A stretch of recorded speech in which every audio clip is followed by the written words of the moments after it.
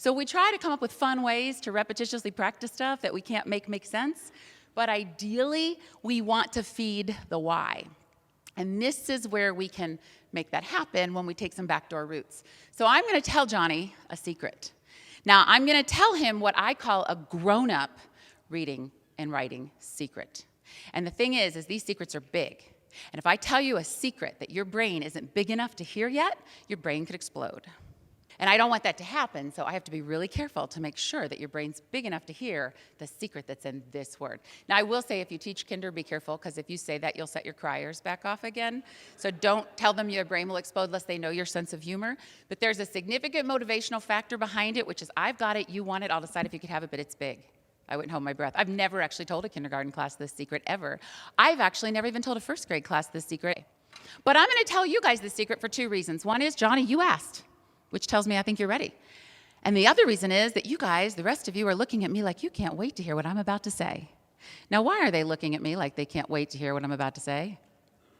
It's a secret. Yeah, they don't know a letter from a number from a squirrel. So the rest of them have no idea what Johnny and I are even talking about. And they would have no interest in this entire line of conversation had I not said the magic word, secret.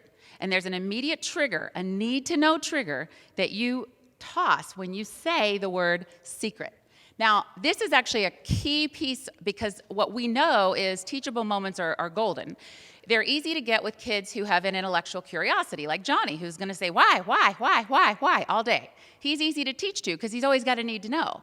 The kid who doesn't know enough to know what he needs to know is harder to teach to because first we have to focus him in, and then we have to try to set up something that would be interesting, and then once we set up the problem, then we can show him the solution to a problem he didn't even know he had, and that's if he pays attention long enough to follow the whole line of thought.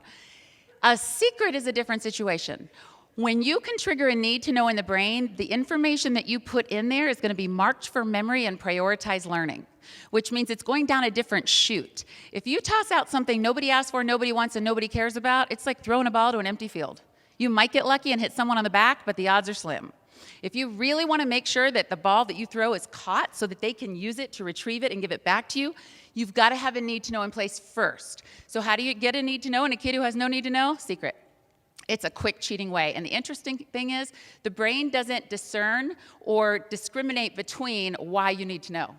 The need to know is a heightened state of physiological alert. It's like a heightened adrenaline rise. So it doesn't really matter that Johnny has a real, valid academic need to know and Lulu just wants to know the secret.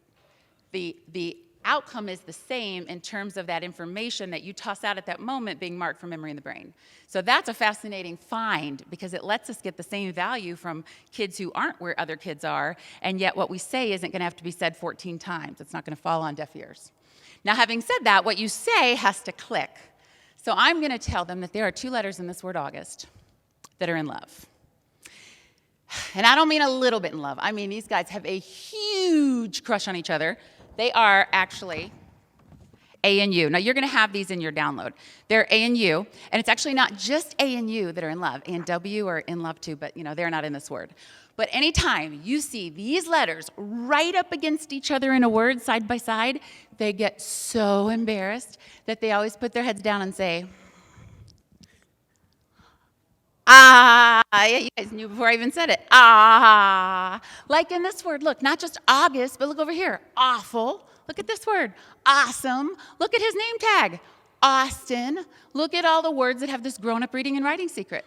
Now, if you didn't know the secret, you'd think this word was awful. You'd think this word was awesome, and you might even call him Austin. But see, now you know that grown-up reading and writing secret. Now, that lets different kids do different things. Johnny does what we thought. He goes, oh! He gives us a nice big brain burp. That's what the brain does when it gets fed. When you give the brain a way to account for a discrepancy, which means you've connected the patterns together, the new with the old, he gets to walk away with the new information already there. Why? Because it makes sense. We don't have to memorize things that make sense. The kid didn't have to go home and practice that in his journal. He didn't have to memorize that for a test. It made sense. So he knows it, and it's a perfectly logical explanation.